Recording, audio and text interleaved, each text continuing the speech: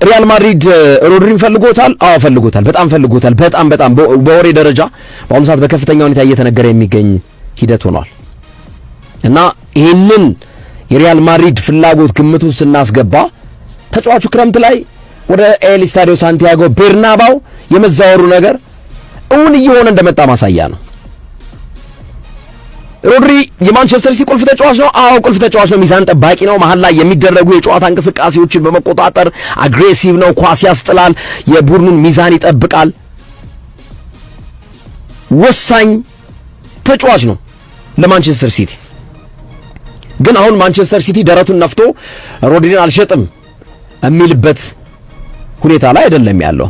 ኮንትራት 1 ዓመት ስለሚቀረው ኢትስ ኦኬ በ30 ዓመቱ በነፃ ዝውውር ገንዘብ ሳላወጣ ምንም ሳልከፍል ወደ ሪያል ማድሪድ አዛውራለሁ ብለው ሪያል ማድሪዶች የማሰብ ካልኩሌሽኑ ስለሚገቡ ከፍተኛ ገንዘብ የሚወጣበት ተጫዋች የመሆን እድሉ አነስተኛ ነው፣ ዝቅተኛ ነው።